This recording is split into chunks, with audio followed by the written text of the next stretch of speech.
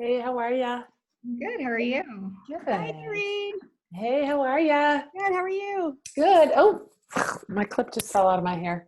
All right, I totally meant to do that. Look at your little cat. It's little Hey, Mia. everyone. We'll just give everyone a couple minutes to hop on. Okay. My name came in as Chris Pridemore. I know. Right. You should change that. I am. That's so weird. Is mine right? That's not a lot, and that's what's that? I want to see what mine says when I talk. Yeah, mine's right.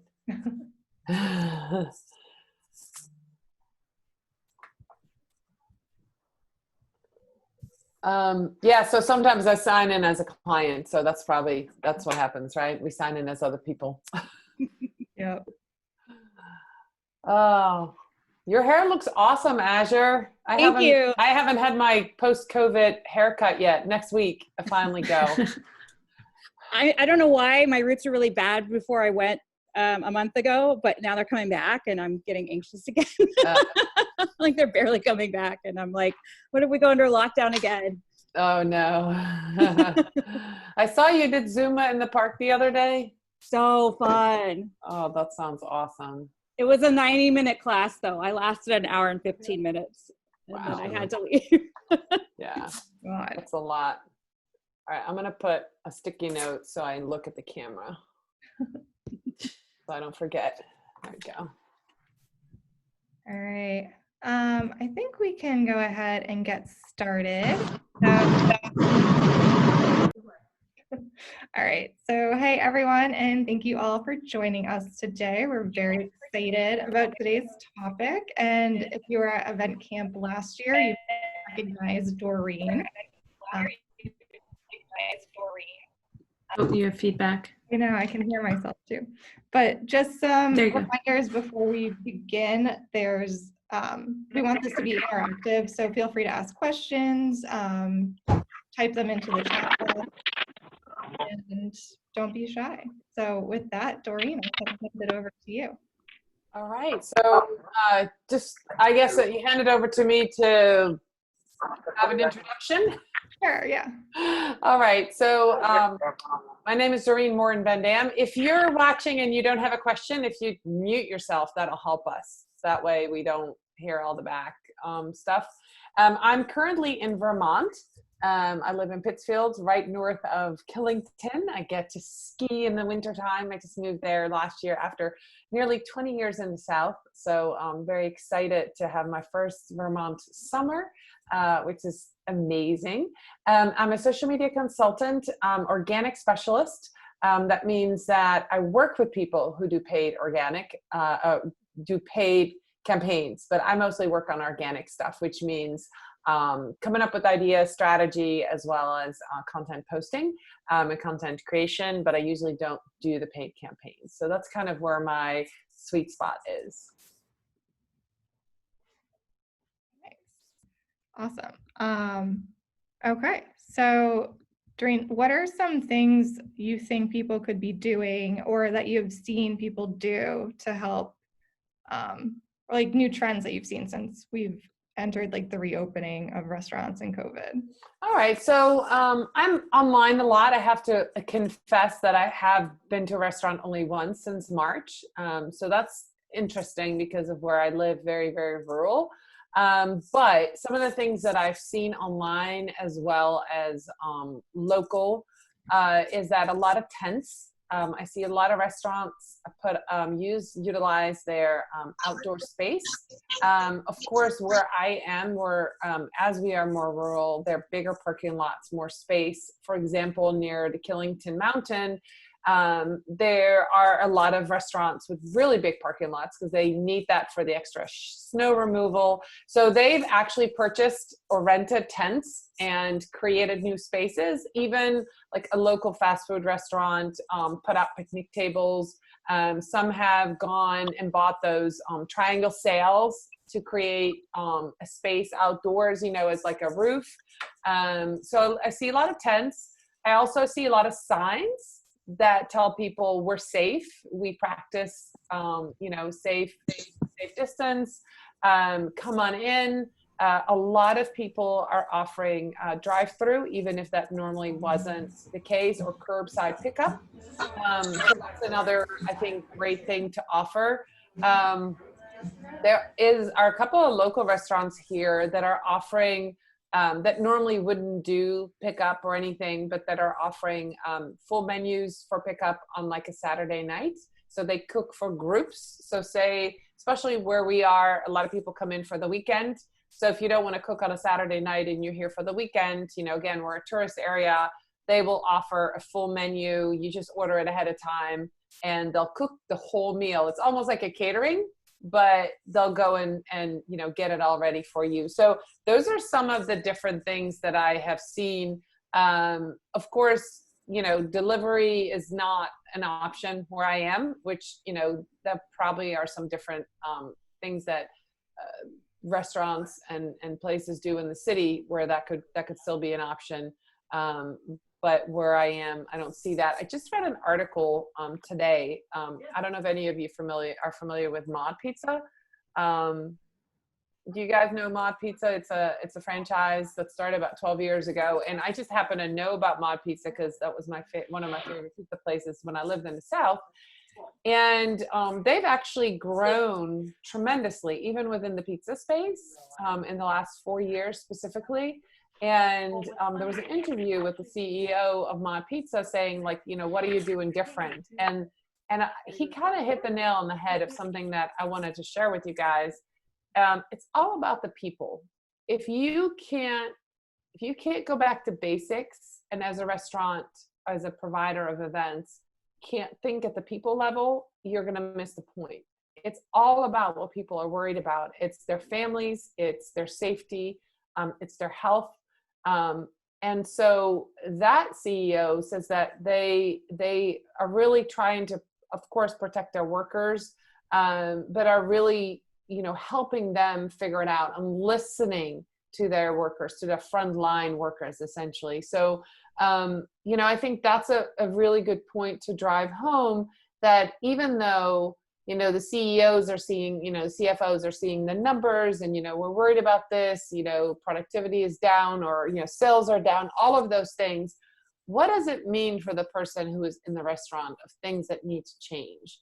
And so there's often a disconnect with, providing safety equipment or providing a new opportunity, like delivery or pickup or walk-in, and sometimes it takes a while to make a shift in a company. But this is the time to be agile and to make fast decisions based on even if it's a little bit of data on what, and this is a time to try new things, to experiment. And I think that's, again, is that human factor. You have to listen to what the people that are in the business are doing, and not just the decision makers of, saying, well, we can't afford this, or we can't do this, or how is this going to work? Oftentimes the people that are working in the restaurants will understand and have a good understanding of what the public wants, what the people that are visiting are looking for, what their concerns and their pain points are. So this is a really good time to really involve employees in some of these ideas. And it could be as simple as getting on a weekly call with all of the employees and say, what is working in your place? What did you hear? What are the words that people use when they come in? Looking for positive things and negative things. So say, employees are saying, or managers are saying, everybody keeps saying that they love our masks, or they like that we've created space, or they loved eating outside. But those are things that you can then take to your other venues, or take and grow. Or if they say, well, 3 people this week complained about our waiters, not seemingly do this or that, or, that they felt like they were sitting too close, then you can address that. So really listening to the people who are in the venues and are working with the public, and then connecting them with the people who are making the decisions about what equipment to buy, what changes to make, all that stuff. I think that this is this is the time. If you don't listen to everybody, get everybody involved, you're just going to miss the point. You're going to have, honestly, you're going to have what's happening in this country with, you know, governing somebody up here and somebody here and somebody in the trenches seeing something different, and not that chain of command not working. Too little, too late. And having people make decisions at a lower level is great, but then it doesn't really carry through. So really have that understanding that you need everybody's input and you in it together, and value that and use your people. I think that's really important.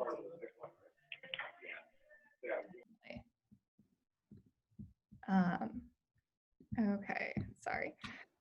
So a question that we had was, you know, with people unsure of getting together still, like how could a venue advertise that they're back open without sounding like they're promoting unsafe gatherings? So I know I kind of put this question out there on Facebook, and somebody said they post like their protocols for everyone to see. So are there like other things that you've seen or people could be doing? Yeah, so I think the first thing to do is really stay up to date on what's happening in your town, your county, your state, right? To know exactly what's going on and what's allowed. And using those same words that say the governor says, or that's mandated. So if you're using that same verbiage, it looks familiar. I think that's a really good tip. For example, in the Netherlands, that's where I'm from, a couple months ago, they had this thing where you could have 30 people gather. You know, they were starting to slowly open up. So what 2 restaurants did, which made national news in the Netherlands, they said, grab 26 friends and come. And they explained it. You need 1 cook, 1 server, 1 barkeep, and you. That's 4, and get 26 friends. And then you've got the whole place to yourself. That's how they filled up their restaurant every night. I thought that was brilliant, right? Very specific, adhering to the 30 max. It's all people that are familiar with each other. And that was their marketing message. You're going to be safe. You're going to be only with people that you know, but we need your help in gathering them and keeping everybody safe. We'll provide these extra couple of people. So that's what they used as a marketing gimmick. And I thought it was brilliant. And of course, then they opened up to 50. So then that went away. But really listening to, as things change, what's allowed and what's not, and being sensitive to, you know, the words like mandate or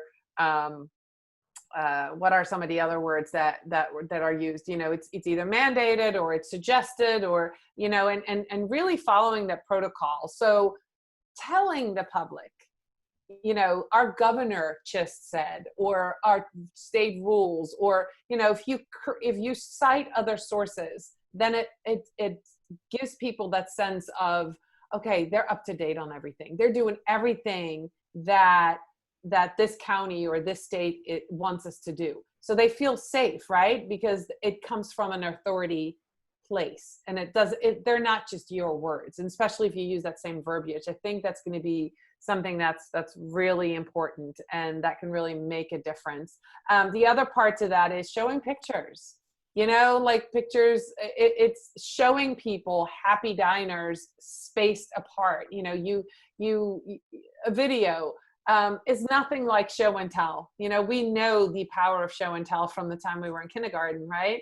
So you can say all you want, but if people walk in and they don't feel safe, they don't post this on social media. You could, you know, be ahead of that game and take pictures and show, and even do a map or draw it out, or, you know, do a video of the manager speaking and saying, you know, these are the measures that we've taken. We want you to be safe. We have a family, you know, we eat here as well. You know, we don't want to go home and, you know, infect people. We don't want to go home and get people sick. These are all the different things that we're doing. And we want you to know that we feel safe to be here. We want you to come and have a good time. So be transparent, you know, shows, and this is a time to step outside of the comfort zone of some of the social media best practices. This is an unprecedented time. So this is a time to make videos that are different, to give more information than you normally would, to do some impromptu videos and look at trends and what's going on. I think this is a really good time to build that rapport with that audience and to build that trust and continue to build that trust, because it's going to take one bad thing to happen and everybody's going to talk badly about you. So keep building the trust, keep doing the right things, and keep showing people that you're doing the right things. And I think that's really important. Show and tell video and using verbiage that comes from an authority figure to help you make people feel more comfortable with it. Yeah, definitely. And then just like personally curious, like, are there pros and cons of using different social media platforms to connect with audiences during this time, like Facebook versus Instagram or like your website? Well, first of all, I cannot tell you how many websites I've been to that don't have anything about COVID on it. If you're a restaurant or an event space and it's been 5 months, where have you been? You should have a policy on there. You should have a banner. You should have, I did a social media audit a couple weeks ago for a hairdresser, and everything looked beautiful, but it was in New York City. And I couldn't find anywhere on the website where it said, this is what we're doing to keep you safe during COVID. All it said is, we're back open. That wasn't enough. If that was my hairdresser, I wouldn't go, or I would have to pick up the phone. So make it obvious what you're doing on your website. So first of all, I think that's important. Then sharing that onto social media could be different places. I would say, and if you've been at EventCamp, you know that I'm a big proponent of Facebook groups, but put it in, if you don't have a Facebook community yet, this is a great time to build a Facebook community, to build your own group. But that's where you can have one-on-one conversations with your target audience. You can ask them what their concerns are. Groups work even better than pages. Yes, with pages you can advertise and you can reach new people. But in a group, there are people that usually people come into a group that have been to your place of business, right? So they're familiar with who you are. And so you can ask them, have you been yet? Can you, what did you think? Ask feedback, ask for ideas. They might have gone to another restaurant where something cool happened that you could implement as well.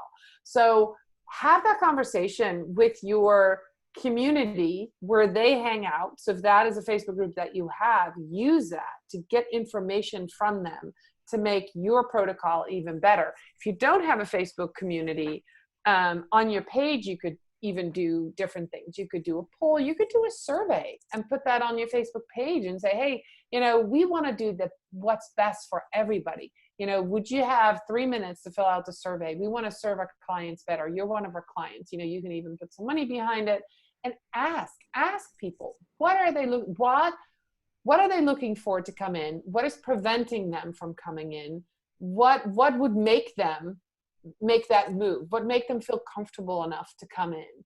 And listen, really, honestly, you need to everybody should listen to what customers are saying. Why are they not coming in? And what would make them go out? And as a mom with kids and being rural, the next time I go out will be because it's my daughter's 20th birthday. So a birthday party, I had my own birthday party during COVID. It was no fun, but we're just kind of getting past COVID. My daughter's turning 20. So I asked her next week, what do you want to do? She's like, I haven't been to a restaurant.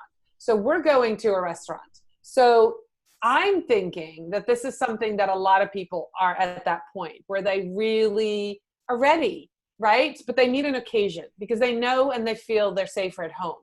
But if there's an occasion to do that, to go out for a little party or an event. So think about maybe targeting those people. And you could use that, again, that verbiage, that language, if people say that I just used, haven't been to a birthday party, or how many birthdays have you celebrated at home? Restaurants are opening up. We would love to host your first post-COVID birthday party. Come talk to us. We'll make it safe. Invite a couple of friends and let us do the cooking. That would be something that would speak to me, because that would get me out of the house for the first time. So I think those are some of the things that you could do. Think about from your consumer's point of view, what would make them come out. And platforms is really going to depend on who you're targeting, right? And where you are. If you're in New York City versus rural Vermont, or, you know, Myrtle Beach, South Carolina, where I used to live, they're very different ways of, you know, and different things that people use, different social media ways. So that really would depend. I do see more people using social media, of course, from COVID, more people being creative on social media, restaurants and industries that before weren't really active. It's like do or die, right? Even though restaurants were all, and event planners were already on there, now it's a little bit more crowded space with local businesses. But here's another thing you could do. How about partnering with somebody, another local business or a neighbor? You know, one of the things that my little town is considering is doing a, what do you call that? I just had the word in my head.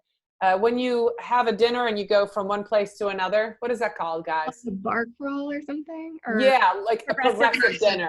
Yeah. Progressive dinner. But instead of going to people's houses, have it progressive dinner with different places. And so you can do pickup. So you get in your car, you go pick up your, you know, appetizers here, you go pick up your dinner there and the dessert there. And you can co-promote it with a couple other restaurants or different places. You can co-promote it with the ice cream place or the bakery and offer somebody something fun, something new. You know, people are looking to go out, but people are looking to be safe. Just like people are going to parking lots and watching movies in their car because they can't go to the movie theater. People are looking for opportunities to get out of the house. Even if they can't mix and mingle with other people, they still want to get out of the house. So a progressive dinner with other companies or other small local businesses could be fun, or you could box it up together where you pick it up in one place, but you can get their dessert and their appetizer or their drink or their, you know, cookie, whatever. So think outside the box. Think about other, and it doesn't even have to be somebody else who provides dinner. It could be party supplies, or it could be, you know, somebody else locally that is looking for an opportunity to reach the same people that you are, and, you know, is struggling. So I think that would be, you know, those are some of the ideas that I would have. And Instagram is hopping, Facebook is hopping. You know, look for new ways to create content and new ways to reach people. Yeah, I love that idea about like the progressive dinner and like hopping around from different places, because I think right now a lot of people, it's all about helping each other too. So if you get something going with your community or surrounding restaurants, I think it would be great to benefit everyone. Yeah, and it would be it would feel that way. It would feel like you're all supporting each other, and it would, you know, and you could put coloring pages in there for kids, and you could come up with some really creative thing and then say, for every 10 meals we sell, we're going to deliver a meal to a shut-in or to a nurse. I mean, you can come up with different things. The community will rally when you're trying to do something good like this. But again, think outside the box and think outside your own, this is what I need. Look for collaborations. I'm really big on local collaborations with people that have the same audience. It works really well because you can co-promote, you can bundle your marketing dollars for that event, and really help you push beyond your regular customers and introduce yourself to new people. Yeah, for sure. I wanted to share something cool I saw on Instagram stories yesterday for one of our customers. And if you look them up, it's the William Vale. I know Rachel is going to like this one. So the William Vale is a hotel in Brooklyn, and they have a rooftop pool, and you don't have to stay at the hotel to use the pool. You can pay for a day rate. I looked it up. It's too expensive for me. But anyway, they have a lot of FAQs on it. And so they made an Instagram story highlight on their account, and they had posted a bunch of Instagram stories on different FAQs about the pool. How much does it cost? What's the menu? When's it open? What's the safety, stuff that's going on? What's your COVID protocol? I thought it was a really cool way to bundle all the information together. Those separate Instagram stories, they saved them all to a highlight, and they were just really easily accessible at the top of their profile. Yeah, I think that's, you hit the nail on the head. You have to have the information available for people to find. If they have to pick up the phone or they have to dig through your website to find it, people are just not going to do it. They want to see it. They want to see it pop up. They want to know that you are proactive with giving this information out. So that's, I like that idea. Frequently asked question, then save to highlights. That's great. Yeah. It's a good idea. We had a question in the chat. So are there any free program sites to help create eye-catching promo material that you can post to social media or email out in newsletters? I mean, I know a lot of you probably already know Canva. I like Canva. I have the pro version. It's not that expensive. I think $12.95 a month. It might be cheaper if you buy a year program. But they are starting to now, it was only graphic design, so you can make images and post them. Canva just came out with animated videos or animated images. So it's basically a GIF. So it's like 6 seconds, and then you can roll in your copy. So say it's a picture of a hamburger, your logo could float in, and your sale could float in, and so it kind of just spins. And when you post it as a video, it's an MP4. So that's cool. They also now have actual videos, like a video library that you can use. For example, one of my clients is a soccer club, and I never ever get any content from them unless I'm on the soccer field taking pictures. But they have a bunch of soccer videos. So I'm promoting the fall soccer for this league, and I can go to Canva, put in soccer as a keyword, find tons of videos with soccer balls spinning and rolling into a net. It just creates enough of a movement in the feed, even on Facebook or Instagram, where people are going, oh, so more people are seeing it. So those are, that's a really great tool. They do have a free version. So if you've not ever used Canva, go check that out as a free version. But I think that's really good. And then use your phone. I mean, everybody's got an $800, or at least mine was $800 tool right here, right? Use your phone to create short videos. I think, honestly, that is going to be your best bet. And whether you use iMovie, if you have an iPhone, or Windows Movie Maker to add, a bumper at the front and the back, or a little logo, or you put some, subtitles under it as you talk. Even if you don't do any of those, if you are the manager at a place and you get on your phone and you go, hey, it's Dorien at such and such tavern. I just wanted to invite you to come out. I would love for you to give me your questions about, what's going on. We have this whole protocol in place. It's in our website, but if you have questions, you can personally email me at Dorien at, blah, blah, blah. And just be honest and genuine with people as you make this video and post that on social media. That is one of the best ways that you're going to get engagement with people, that people see it. Be open and transparent about what you're doing, how you're doing it, be excited about it.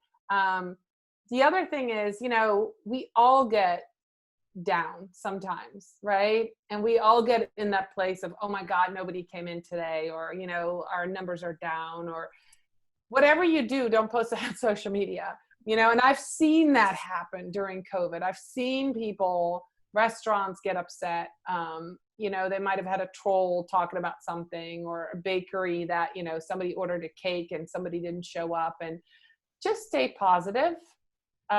It's really important to show that positivity, but also that team spirit, I think, is really important. Just that you're proactive and that you're there. And if it's a small business, like a family-owned business or a small business that you're working with, then, say you are part of the community. You don't just work here, you live here too. I think that's a line that I use with some of the B2B small businesses that I work with, that we don't just work here, we live here. We're part of your community. We want this to go. We want you to be safe. We want our family to be safe. So we're going to do everything we can in our power to keep our staff and you and everybody safe. And these are the things that we do. And I think reiterating that over and over is really good. Other tools, PicMonkey's pretty good and inexpensive. Yeah, Yeah, do you use PicMonkey to create graphics, Azure? Rachel's been using it a lot more. We're trying to make some stickers. Oh, okay. Cool. Yeah, I use PicMonkey mainly for editing photographs. So I do use that tool too, but not necessarily to create anything. And I think infographics are another good thing to make. You can make those with Canva, but you know, those are fun, and you can post that different places, and that's another great visual way to give, you know, again, show people how, you know, you keep your customers safe, or what you're doing, or you know, all of that. Those are kind of my top tools. Awesome. And then I can open it up to the group too. If anybody has any questions that they want to ask, just feel free to unmute yourself or type them in the chat. We're shy. I'll let volunteer a question. With you know, getting the information out there and being, you know, vocal and transparent about it, do you suggest maybe doing like a big post on COVID and linking to all your stuff on your social channels, and maybe pinning that to the top, so that's like the first post that you see if somebody goes to your Facebook page or your LinkedIn or something? I think that is a good idea. You can pin that. You can pin something on Facebook. You can also make it in your header, you know, if you want to put it in there. Again, same as your website. If it's not on your front page, people are not going to see it. So you want to not just have it there and forget it. So you want it absolutely be visible. And I would also repost it every week and update people. People like to know that you keep a finger on the pulse. You know what's going on. Again, it's the same thing. You know, we heard the governor say this, or we're, you know, anticipating this. Yes, you want to have something there that, you know, if they go to your Facebook page, it's right there for sure. But also make sure you're not having information from 4 months ago just sitting there. You want to make sure that you're updating that to reflect what's going on now. And I think that's an important distinction. Whereas some people don't have anything about on their website. Some people have stuff from March. You know, that's equally bad. You want to make sure that, you know, you are updating that, and you are letting people know that this is a work in progress, that this is, and that you're watching the news, and you're watching what's mandated, and that you're making changes as needed. I think that's important. I think that's a great suggestion to not just post the COVID protocols once, but, you know, keep doing it every once in a while.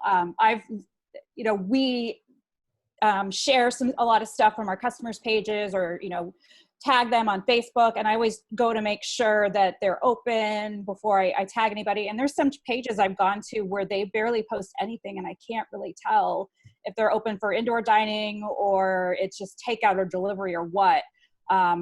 I see a lot less updating on Facebook than I do on Instagram, but I think both should be up to date. Yeah, I mean, I can't reiterate this enough. Clarity. You have to, if people have to pick up the phone and call you, they're going to go somewhere else, right? You want somebody to go and be able to instantly see. And it could be just a picture of you having a tent outside and saying, we're open, outdoor dining, and have that be your cover. But you have to be clear what you're doing. And I talked about having your own group, but where I live, and I know where I lived before, they had a lot of local groups, people that live in Myrtle Beach, people that live in Killington. I live near Killington. And so as a restaurant, you could also utilize other people's groups, right? A locals community group where you can update them. And this is something that I haven't talked about, but if you have loyal customers that love you, almost like brand ambassadors, you could send them an email. You could, have a conversation with them in your Facebook group and say, we really want to get the word out. Here's a post that you could share. Or if you're in local groups and you see somebody asking about a restaurant, would you help us let people know we're open? You could, post as a manager, you can go in the group. Sometimes you can join a group as a business page, but those local groups is where those questions are asked. So keeping a finger on the pulse is not just, you know, out in on your own social media, but also what people are saying outside of your group.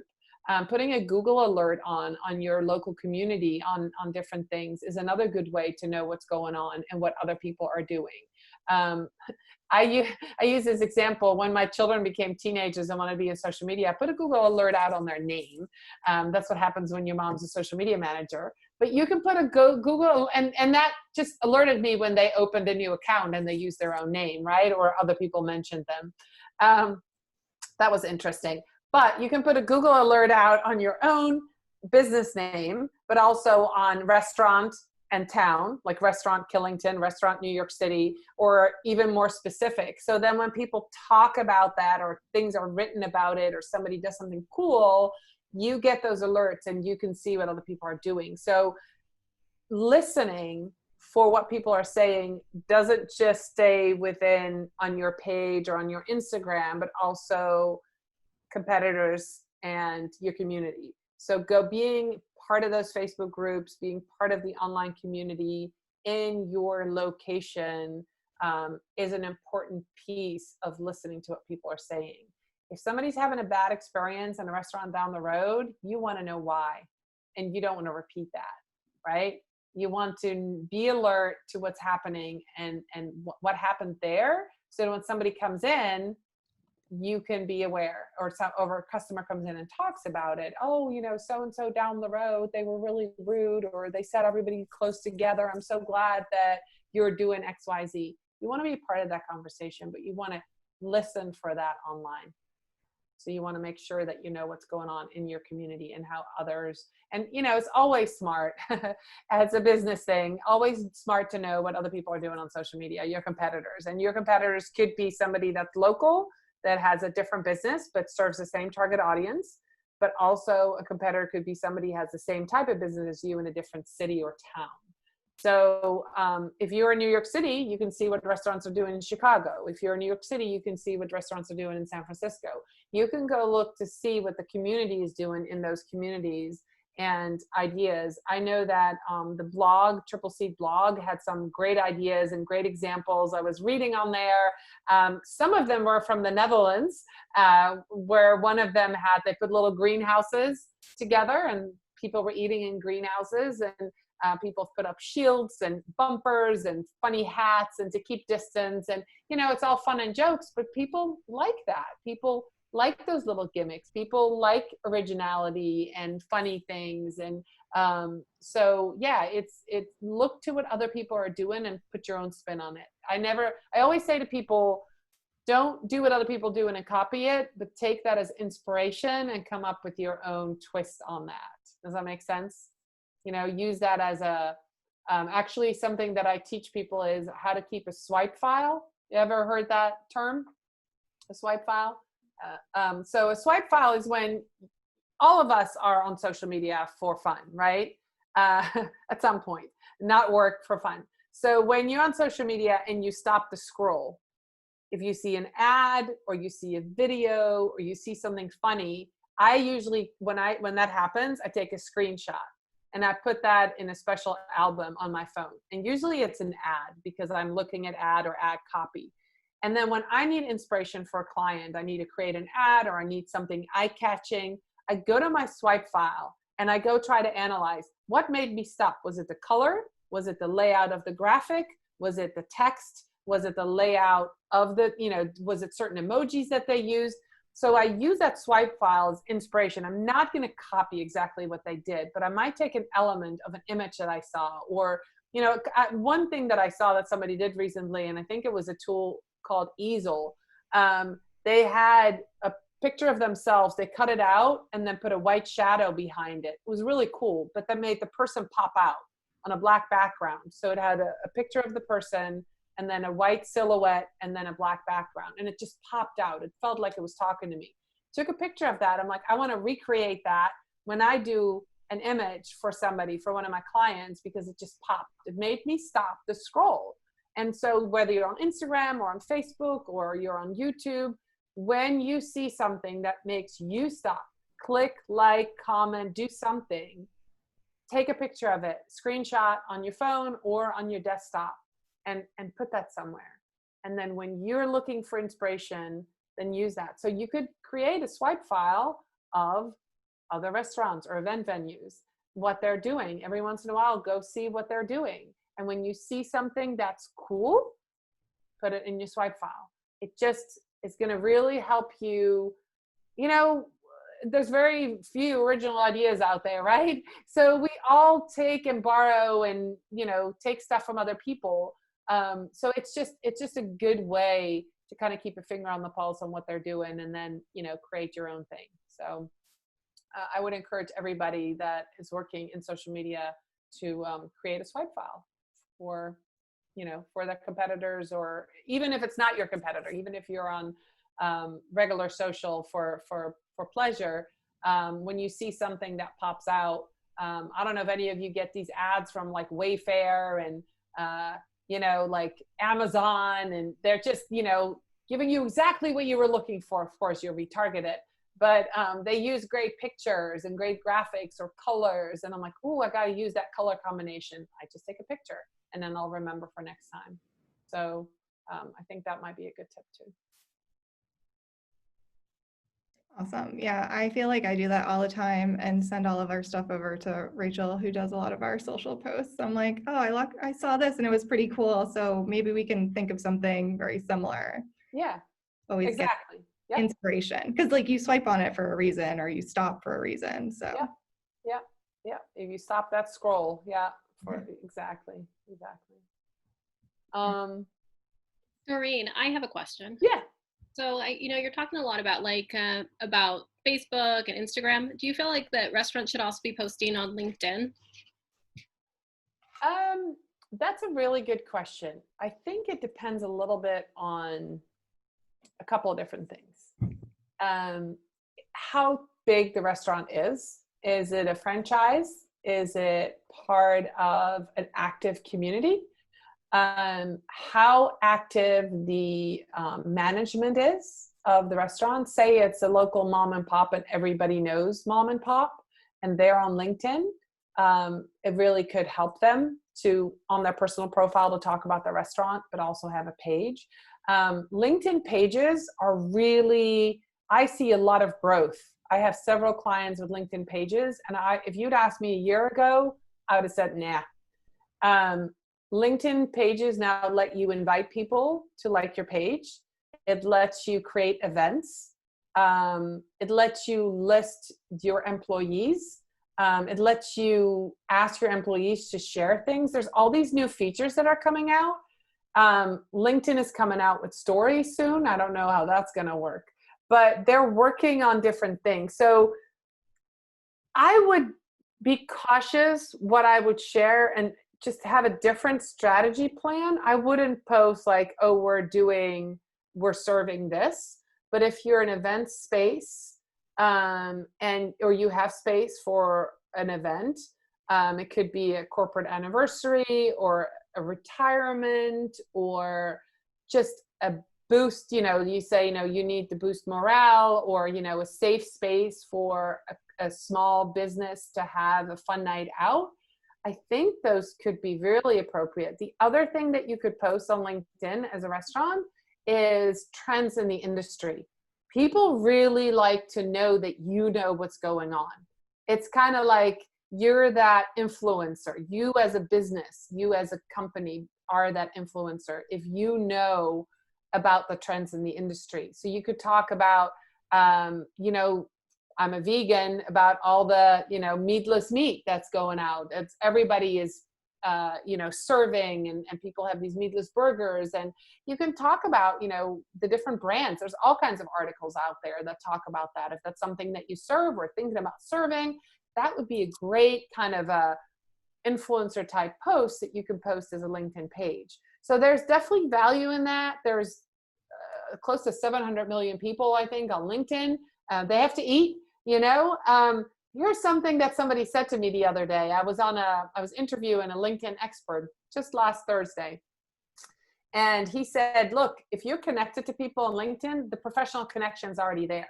What you don't have is a personal relationship with them. You've connected with them because of you're on the professional level. What you don't have is that personal relationship. Just share a little bit more of your personal stuff. Now it's different as a page and as a person, but if you're a restaurant manager, you could certainly share what you're doing in the restaurant and the policy you're setting and the success you're having with putting up a tent or, you know, doing delivery or having a really cool way for pickup, or you're partnering with the community, or you're partnering with the school. Those are all things that go a long way to show people that you know what you're doing and that you're the expert and they should go to you. So I wouldn't discount LinkedIn. I just think it requires a little bit of a different strategy. I would caution you not to post the same things that you would do on Instagram and LinkedIn, Instagram and Facebook, but really up level that. So less is more on LinkedIn. So maybe do 1 or 2 posts a week that could make a big impact. That's what I would recommend. That was a long answer. Sorry about that. Anybody else have any questions for Dorien?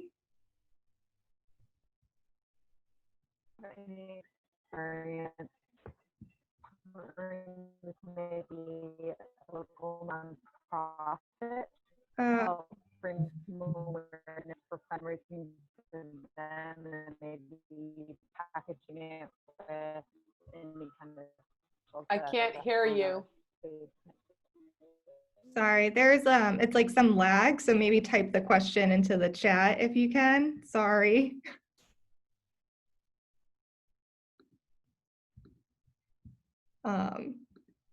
Yeah. I've got a question about live video. Dorien, have you seen a lot of success with businesses during COVID right now, trying to get people in by using Instagram Live or Facebook Live? I haven't seen a lot of it, but I would think it would work. I mean, it worked before COVID. I was working with a little tea room, and this was an older lady who had a little tea room, and she was open from 10 to 4, and she would make the most delicious quiche. And people would know her for her quiche, but they wouldn't know what she was making because it would be this quiche or that quiche. So I taught her how to do Facebook Live, and I'll be like, when you're cooking your quiche at 8:30 in the morning, you've got to go live and tell people what the special is and what you're making and show people that you're making it. And the days that she would do the live and show that she was making this quiche, and she would say, the special today is this and this and this, I'm making this quiche, it'll be ready, you know, come in and have tea. She would sell out the quiche. So yeah, it works. It just depends, again, on your strategy, on who you're trying to get in. But yeah. And again, if I don't see a lot of people using it, when you are using it, you would stand out, right? If everybody was doing it and everybody was sick of it and you all have seen it, then it might not be as effective. But if the message is right and the person doing the live is genuine, has a little bit of a personality, and just is very warm and inviting, it could be very effective. And it could be as simple as, come on down, we're open, we're here, we've got smiling people behind these masks waiting for you to come. Share this in your group, tag a neighbor, you know, come on over, we'd love to have you. And don't say tomorrow, well, I did a live yesterday and nobody showed up. Is anybody coming? You know, don't do that. Just be consistent and do some of those things, but come up with a strategy that you think might work.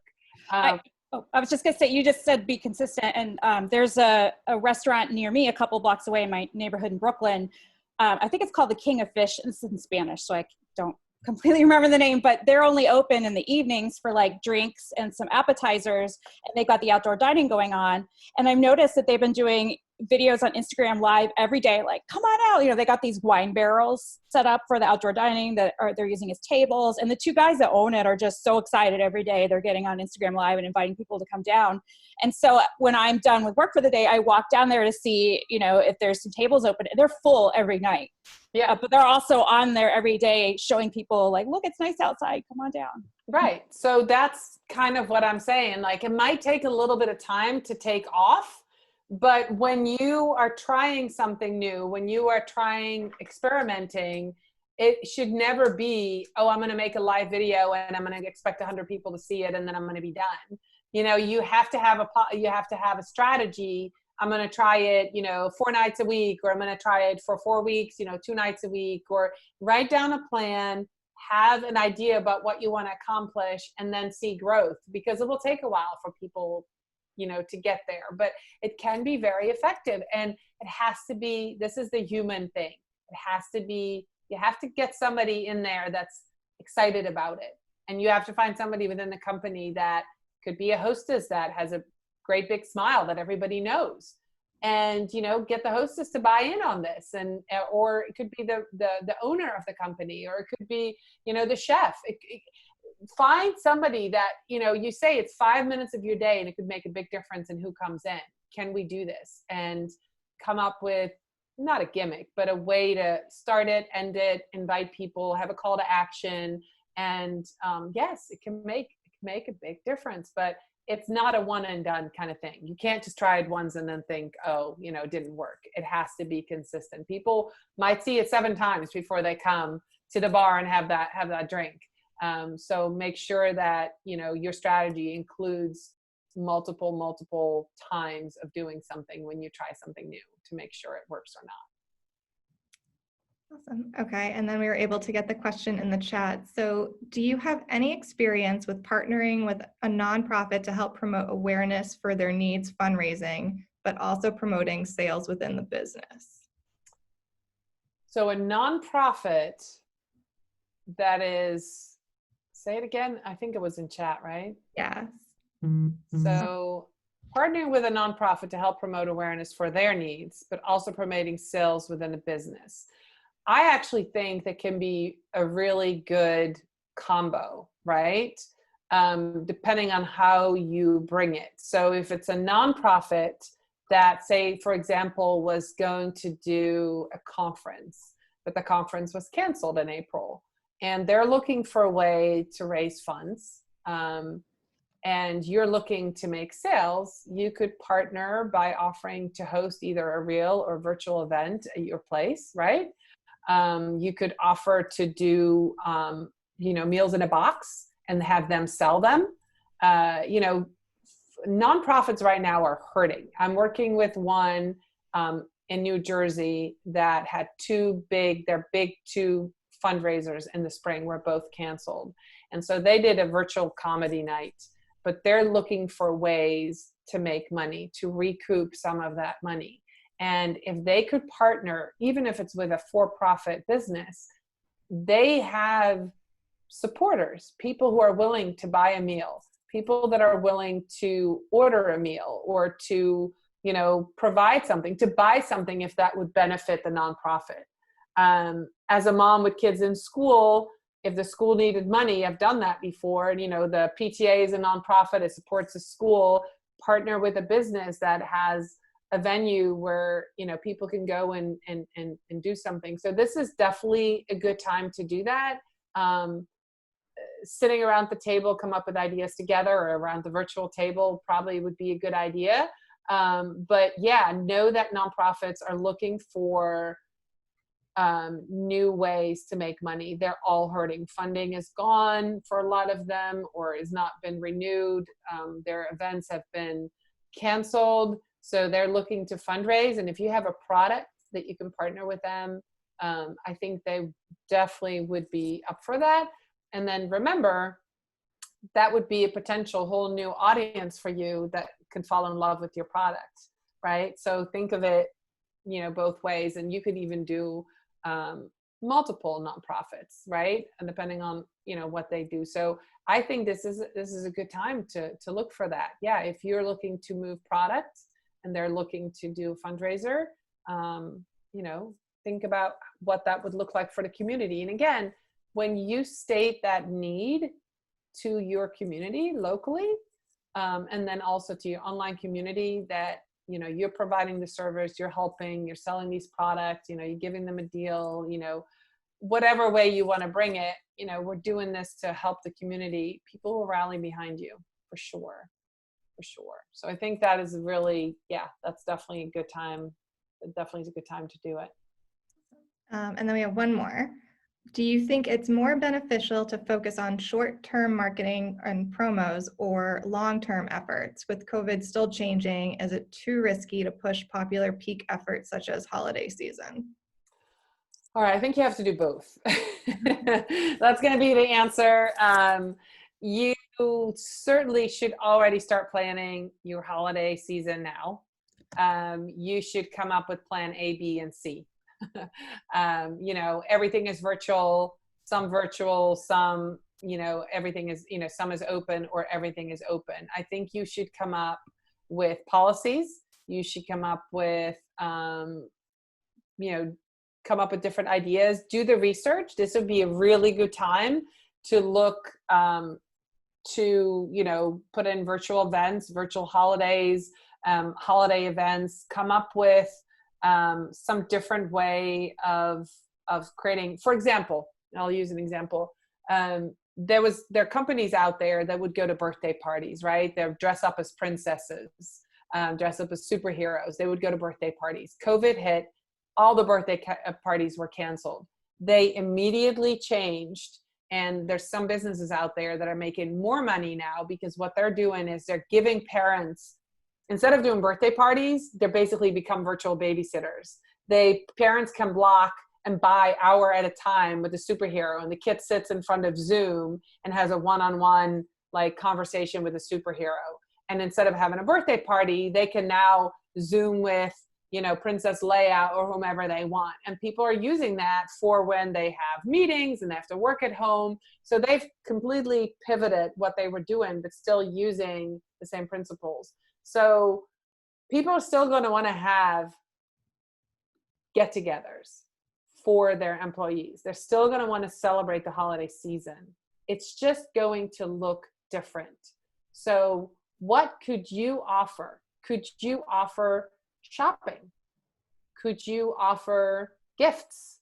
Instead of just offering food or a venue, what value can you add to these parties, to these companies that are looking to do something?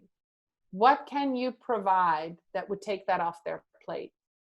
So it could be that you do their Christmas shopping for them online, or allow them to ship stuff to your venue to give to employees. I'm just thinking out loud, right?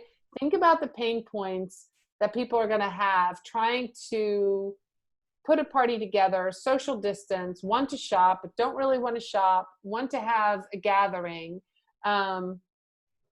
Start thinking ahead and think outside the box of what you could offer. This is the time to definitely have a couple different plans, just like the schools are doing, right? My son's school, right now we have plan A and plan B. And we're hoping we're going to go with plan B, which is a hybrid, you know, some days in school, some days at home. But if things pick up, we might have to do all online school, which I hope to God we don't have to do. 15-year-old, he's like, I haven't seen a girl, you know? So I hope he can go to school, right? But we have to plan for both. And what would that look like if he stayed home? Well, one of the benefits would be that we live right near Killington. If he does stay home and he has to do work at home, I've told him I will end my workday at 2:30 and we will go skiing. The mountain closes at 4. That's going to be your benefit. We'll go skiing for an hour and a half. So think about what happens. So maybe people have a bigger budget because they haven't been spending money on lunches, right? Not having their weekly Friday lunch or whatever. Maybe they can throw a bigger party. Maybe they can do something special. Maybe, I don't know, but think what you can provide on top of what you would normally do for somebody who's trying to organize a holiday get-together during COVID, because it's probably still going to be with us. And probably still not going to have it. Could be holiday masks, right? I mean, think ahead. Think what you would want to provide. It could be you know, maybe this is the time for your company to say, we're going to go all out. We're going to go order holiday masks for everybody that comes in. It's going to be part of that. Or I don't know, but this is the time to plan it. This is the time to go ahead because you're going to be ahead of where everybody else is. People are going to do online shopping. They're probably going to do, it could be, maybe you want to offer food in a box for holiday season, or shop, you know, shopping boxes. You shop all day, or you want to get some Christmas shopping done, but you don't want to cook, or, I don't know what it is, but you know your customers well, but what you want to find out is their pain points and their worry points at this point. I have a feeling that by Christmas, people are going to be so sick of cooking that catering is going to be huge this year, like a big gift. Yeah. Yeah. But what does that look like? If you're going to be the one catering, what does that look like during COVID?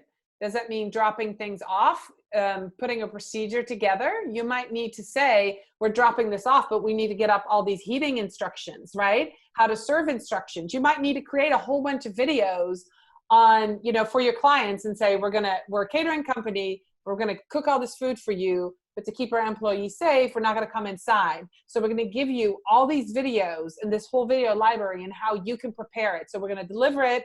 And then here's your step-by-step procedure for you to get it ready for your guests for safety-wise, right? So you would have to get all that stuff ready. So think ahead of how you might want to provide these services, and then get all of that material ready. That's a really good point, Azure. If catering is something that you want to do, you might need to come up with marketing materials or instructional materials to go along with that. It might need to design new ways of transportation, right? Or, there's all these different things that are going to happen that are going to look different, but sit around the table with your team. Like we're kind of sitting here and might come up with some ideas. Get your team together now and say, what would it look like if schools were still closed? What would it look like if people are still working from home? What would the holiday season look like if the stores are closed? What would it look like if some stores are open? What do you think people will do? What would you do if you have to shop for a family of 4 and you're working from home and your kids don't go to school? How would you want to get food to you? What can we do to make the life of that person easier? What can we provide? And talk with your group. The more people are there, the more ideas. Throw all of the ideas in one document and then start working on some of that. This is a really great time for masterminding together and use the voices in your company. Ask people in your company, ask the servers, ask the hostesses, ask even the people that come, what are you looking for? What do you need? And really, really think outside the box. I know I've said that like 10 different times, but it's really what's going to be needed. This is something we've never done, unprecedented times. Right now, it's nice out. We can put people outside, right? In parking lots and tents. What's going to happen in New York City when there's snow on the ground? I'm dreading that. I'm so dreading that. Right, but you've got to think ahead. What does that look like? Do you need to buy heaters? Are you going to build a pergola? Are you going to build a plastic thing? Are you going to have a porch? Are you going to bring people in but stagger times? Maybe you say you can book from 2 to 4. You can book from 4 to 6. You can book from 6 to 8 and put people in there and say, get a party together of 30 and the 30 of you can be here from 2 to 4. Then we're going to, disinfect, and from 4:30 to 6:30, we can book another group, whatever it looks like, but think ahead to weather changes, seasonal changes. This is the time to plan August and get materials together and really, envision the future. And that's sometimes hard to do. So that's a long-term strategy. This was a question of short-term and long-term. So short-term, do everything you can to get people in now. The weather is nice. Take advantage of that. If it's going to be a beautiful day, post on your pages that it's going to be beautiful 76 degrees. Our tent temperature is perfect. It's not windy. Your napkins won't blow away. Come over and eat outside. Make it look attractive for people to come and use that like summer's almost over. 4 more weeks of summer, 5 more weeks of summer. Take advantage of that. Use that kind of language. But then in the fall, you've got to be ready with your next plans. You've got to think short-term and long-term. Man, that was probably the longest answer to one question. No, but it's all good stuff, so worth it. All right. I've talked way too long, haven't I? It's 4:00. We're at the top of the hour. So, Dorien, thank you so much. That was great. All good information, and it's a lot to digest. So it is a lot. Sorry about that, guys. No. And thank you everybody for joining and for asking questions. And we look forward to seeing you on our next social hour. All right. All right. Bye, guys. Bye, everybody.